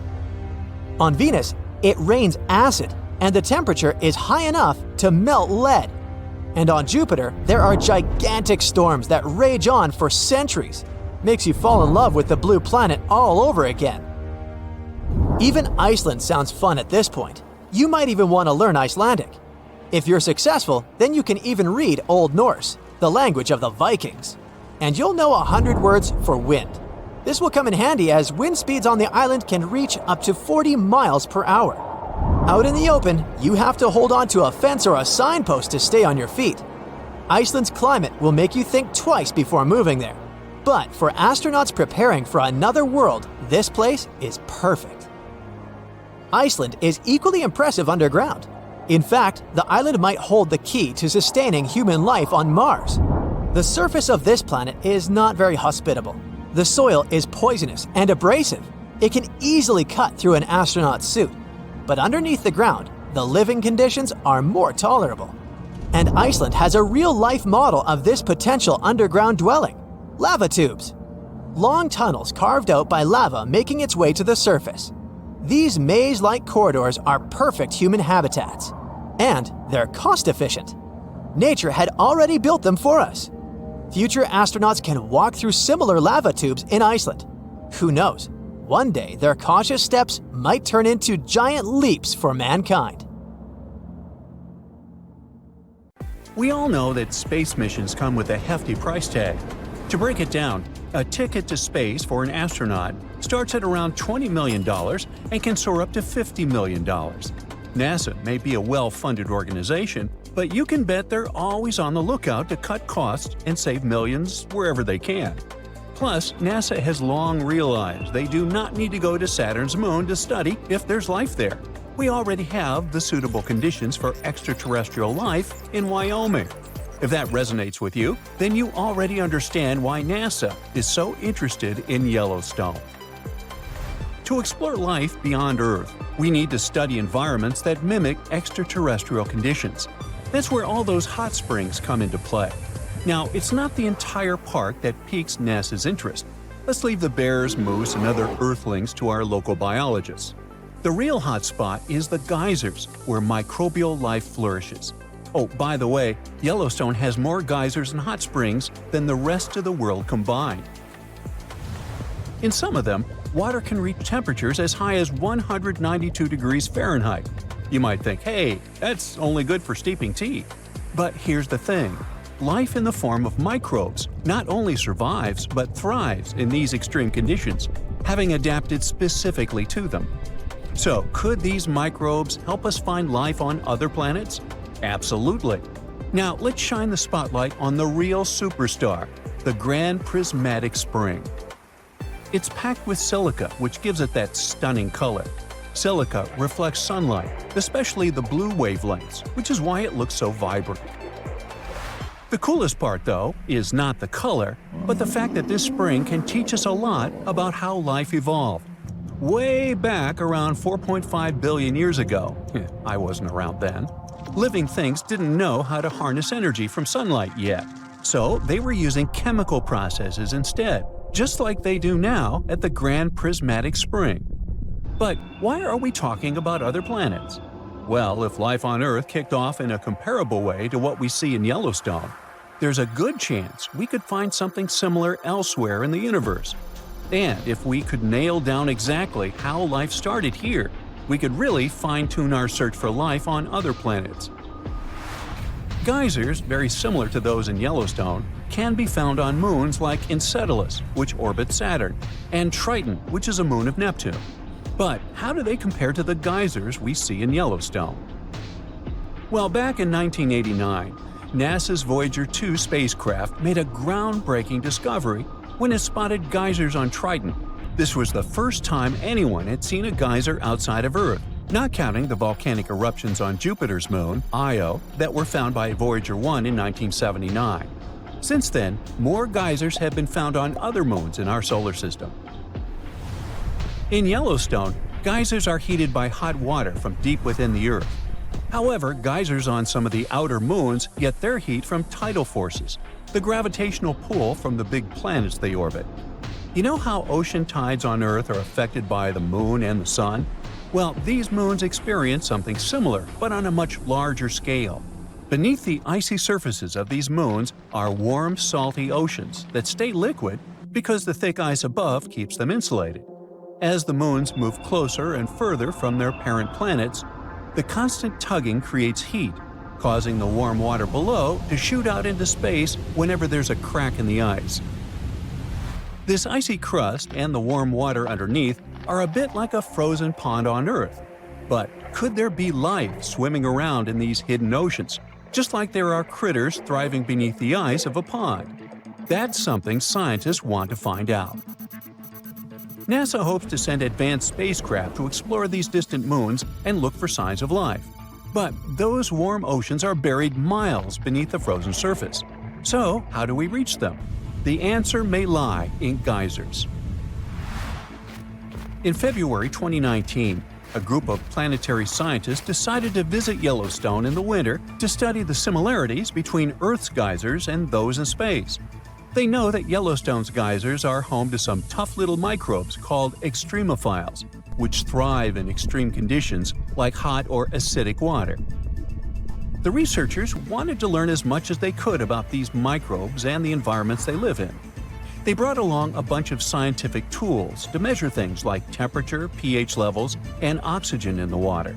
They also used special instruments to analyze the chemicals in the ice and rocks and sniff the air for gases. Plus, they collected samples of rock, ice, and water from the geysers, catching tiny droplets on sheets of foil coated in geyser spray. Their main target was the Great Fountain Geyser in Yellowstone's Midway Geyser Basin, which puts on a spectacular show 2 to 3 times a day. However, visiting in winter posed some challenges. Some scientists were delayed by snowy weather, arriving late at night right before they were supposed to enter the park. Then their SUV got stuck in a snowdrift and had to be rescued by a snowplow. The next day, riding in a snow coach, the team had to trudge through deep snow for nearly a mile to reach the geyser, keeping an eye out for elk, bison, and even bears. As they made their way to the Great Fountain Geyser, they took breaks to gather samples and measurements from other interesting pools along the way, like Lemon Pool and Surprise Pool. Even though Yellowstone feels remote, it's not nearly as far away as places like Enceladus and Triton. It's a unique natural laboratory that can teach us a lot about life on Earth and potentially beyond.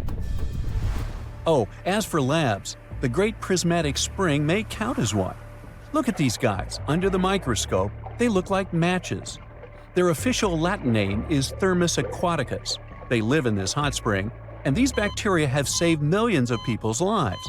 Now, if you're skeptical about what I just said, then you need to know that these bacteria help to create the basis of PCR tests widely used in today's medicine to give fast and precise diagnosis.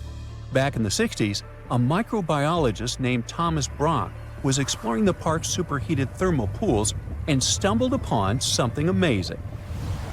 Brock was super interested in bacteria that could thrive in extreme conditions.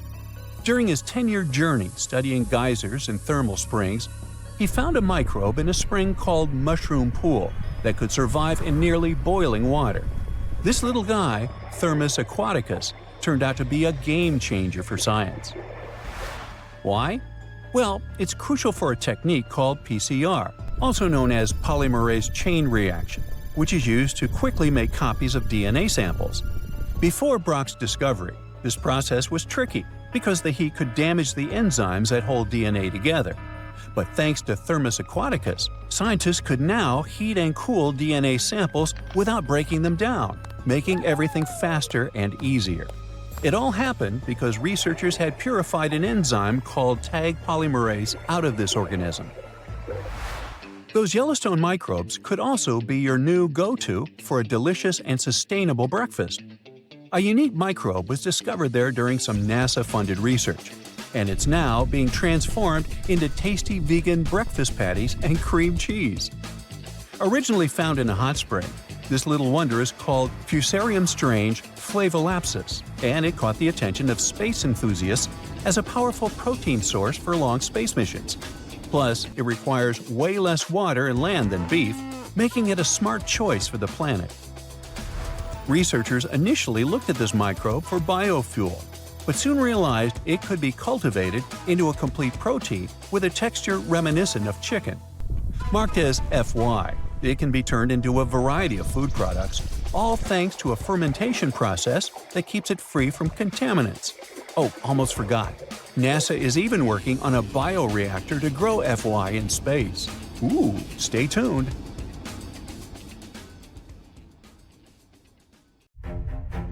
The latest super eruption of Yellowstone occurred 640,000 years ago, and it was long before Homo sapiens saw the light of day. But we were around during another, no less devastating natural disaster. This super eruption took place on the island of Sumatra around 74,000 years ago. That's when an erupting supervolcano wreaked havoc on huge territories, sending up plumes of debris and ash that spread for thousands of miles and caused temperatures on the planet to plummet. The effects of this super eruption were visible as far away as southern Africa. Experts believe they could have impacted early humans there. By the time the volcano erupted, our ancestors had already been using stone tools and had likely known how to produce yarn. And some specialists even think that the Toba super eruption was so powerful it could push our ancestors to the brink of extinction.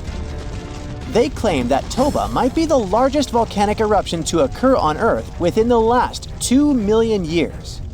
The eruption disgorged so much pyroclastic rock it would be enough to cover the entire United States to the depth of a one-story house. About a third of that deposit piled up on northern Sumatra, while a lot more ended up beneath the floor of the Indian Ocean. The super eruption left an elliptical crater lake around 60 miles long. The caldera is so large it's hard to feel that you're indeed in a volcano. Pumice deposits from the eruption remain in the canyon walls and go deep below the ground. There aren't many arguments about the amount of pumice and ash involved in this disaster. At the same time, experts aren't sure how much sulfur ended up in the atmosphere. Even some sulfur layers in the polar ice could be potential candidates, but so far, scientists haven't found any connection between them and Toba. But let's get back to the dramatic impact the super eruption had on early humans. It turns out some not only survived but even thrived after this natural catastrophe, at least judging by the artifacts they made during and after the eruption. The disaster might not have posed a serious threat to those of our ancestors who took refuge along the coast. Genetic evidence hints that modern humans descend from a few thousand people that ventured out of Africa around 60,000 years ago. Why just a few thousand? According to some experts, the rest of our ancestors could have been devastated by the Toba eruption. After all, the supervolcano spewed out 1,000 cubic miles of dust and rock in a flash, leaving a scar in the ground that was dozens of miles wide. All that dust and sulfur Toba sent into the atmosphere potentially cooled the surface of our planet, which led to the appearance of glaciers and the lowering of Earth's sea levels. And since Toba might have had an important role in shaping humankind, scientists have been working hard trying to understand precisely how early humans reacted to this disaster. In 2011, several researchers found an enigmatic soil sample in South Africa's Pinnacle Point, an archaeological site overlooking the Indian Ocean. This sample contained some volcanic ash. After examining the layer, they found more than 400,000 artifacts left by early humans. Those ranged from heat-treated stone tools to signs of fire and animal bones. Based on this finding, the team suggested that early humans on the South African coast thrived after the eruption, living in that area for thousands of years and improving their tools. The region might have served as a refuge during and after the Toba eruption. A 2009 study suggested that the eruption could have lowered global temperatures by 14 degrees Fahrenheit. It would have made survival tough elsewhere in Africa. If there had been a volcanic winter, it wouldn't have been as cold along the coastline. On the other hand, newer studies claim that Toba spewed out so much sulfur into the atmosphere that the resulting aerosols could have stuck together, which would have limited their cooling effect in the long term. In other words, right after the eruption, temperatures would have plummeted, but only in some regions. And after 3 years or so, the effects of the eruptions would have calmed down altogether, becoming not dangerous to humans. Well, apparently, more research is needed. Meanwhile, let's figure out if we should watch out for any volcanoes these days. Last year, thousands of small earthquakes shook the ground near Iceland's Svartsengi geothermal power plant. Magma rose to the surface there, and now it has opened wide fractures slicing through the small town of Grindavik. The ground there is still swelling, and an eruption might happen with little notice. But of course, that's not all. Over the planet, 45 other volcanoes keep rumbling. For example, Italy's Vesuvius, that infamous thing that finished the city of Pompeii in 79 CE. Over the last 17,000 years, the volcano has experienced 8 explosive eruptions, followed by powerful pyroclastic flows, dense masses of super hot ash, lava fragments, and gases flowing at high speeds. The volcano's last eruption happened in 1944. Mount Rainier is one of the most dangerous volcanoes in the USA. Its high elevation, chemical composition, and proximity to Washington's Seattle and Tacoma suburbs, and the volcano's ability to produce massive pyroclastic flows make Mount Rainier a threat to consider. The heat from this volcano could potentially melt the ice and snow covering it, leading to rapid downstream flows of debris, mud, and rocks. The Novarupta volcano in Alaska's Katmai National Park and Reserve formed in a 1912 eruption, which was the world's largest in the 20th century. The volcano sent almost 7 cubic miles of ash and debris into the air. It also produced such a powerful ash flow that it created the Valley of 10,000 Smokes. Mount Pinatubo is located in a populated region in the Philippines. It became notorious after a 1991 massive eruption, which was the second largest eruption of the 20th century. More than 700 people lost their lives during that natural disaster. Today, more than 21 million people live within 62 miles of Pinatubo. Mount Agung, a continuously erupting volcano in Indonesia, had its last major eruption in 1963. It was one of the most tragic eruptions in the country's history. It lasted for 11 months, producing ashfall and pyroclastic flows that led to the loss of more than 1,000 lives and serious property damage. People saw ash plumes above the volcano throughout 2018, following the eruption in November 2017. Japan's Mount Fuji hasn't erupted since 1707. That year, a massive earthquake likely set it off. In 2014, experts warned that Fuji could be at risk of another eruption following the 9-magnitude earthquake that shook Japan in 2011. Experts believed the earthquake had raised pressure below Fuji. The eruption in 1707 sent so much ash and debris into the air that all this mass even reached Tokyo. Should Fuji erupt again, it would affect more than 25 million people in the surrounding areas. The eruption of Washington's Mount St. Helens in 1980 was one of the most destructive volcanic events in U.S. history. 57 people, as well as thousands of animals, lost their lives during that natural disaster. The eruption also destroyed around 200 square miles of forest. Experts think that Mount St. Helens' history of massive eruptions means that future catastrophes are bound to happen. The next explosive eruption might send large amounts of ash all over the Pacific Northwest. No wonder the volcano is under close monitoring. One of Indonesia's most active volcanoes, Mount Merapi, has been erupting for centuries. NASA claims that the biggest risk of this volcano is pyroclastic flows, which can spread over vast areas and harm loads of people. For the last time, Merapi erupted in January 2024, sending plumes of smoke into the air. These days, more than 24 million people live in the area surrounding this volcano.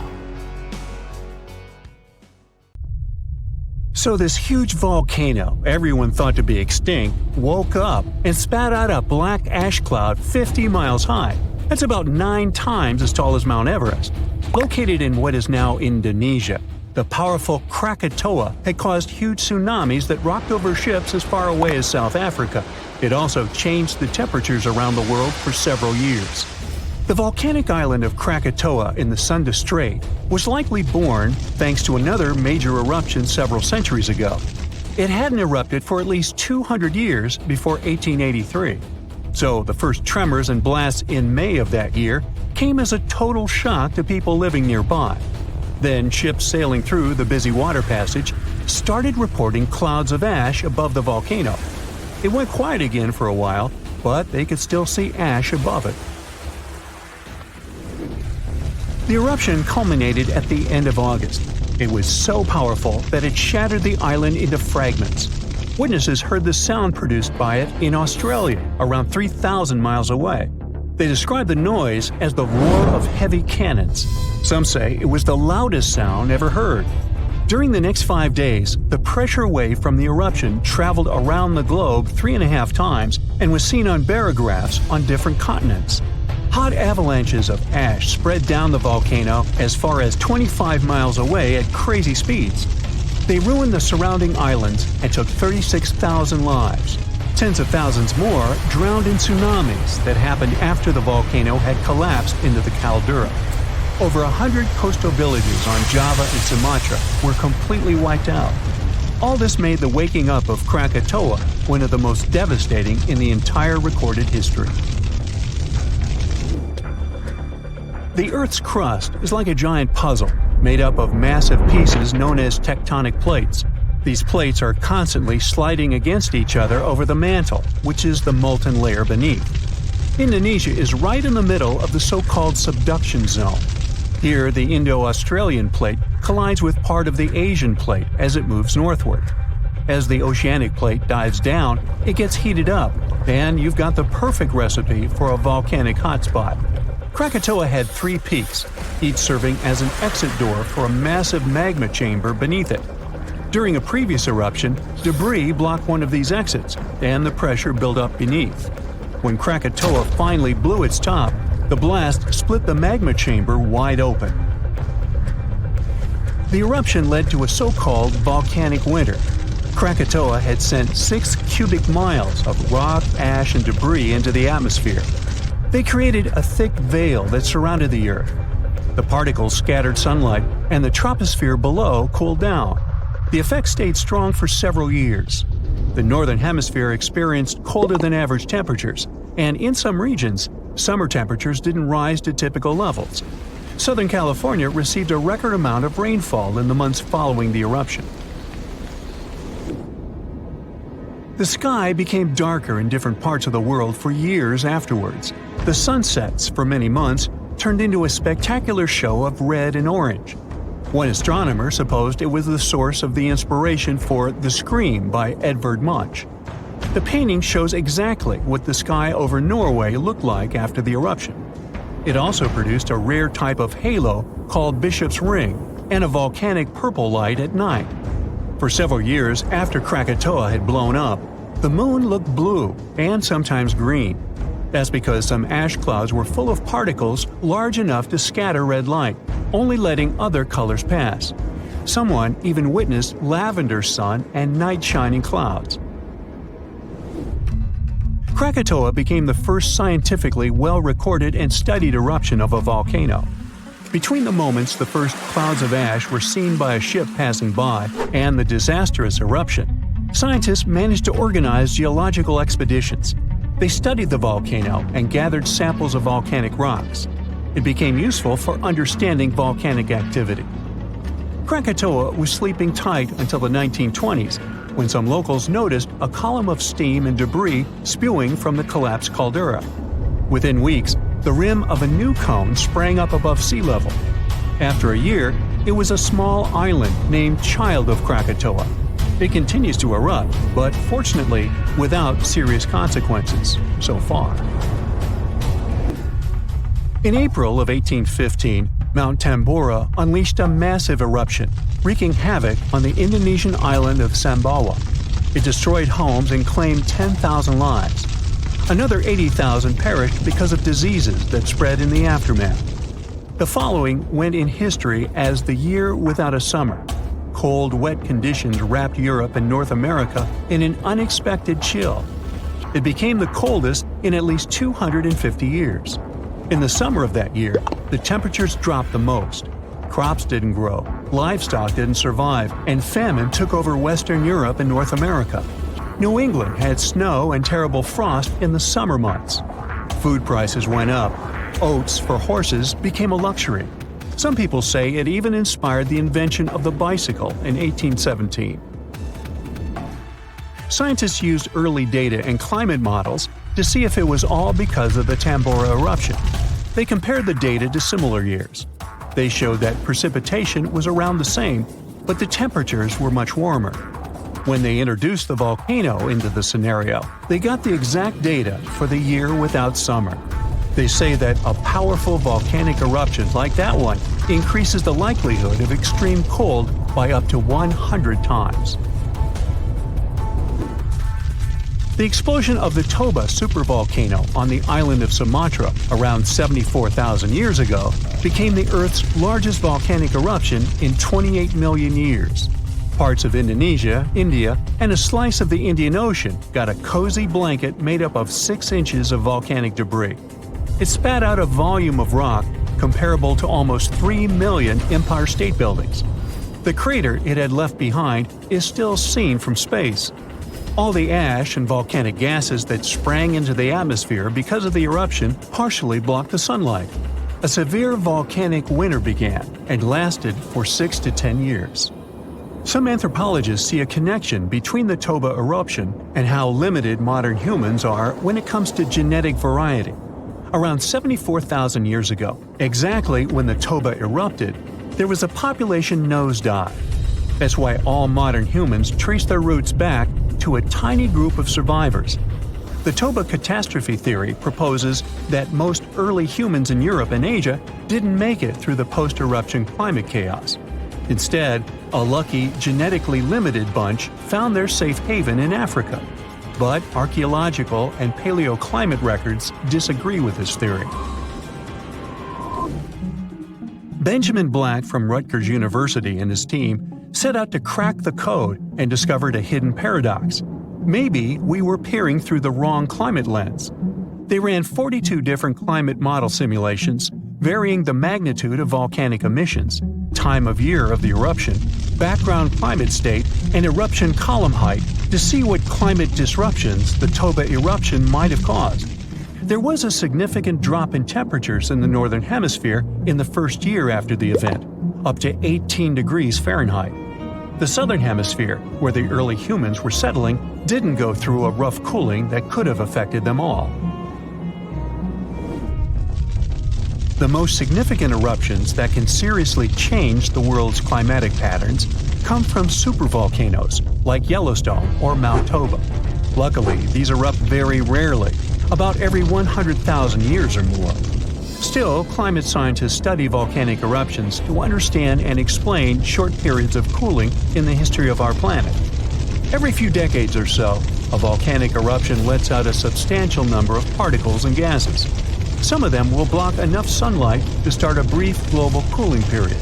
Nothing like the real volcanic winter, but still felt across the globe.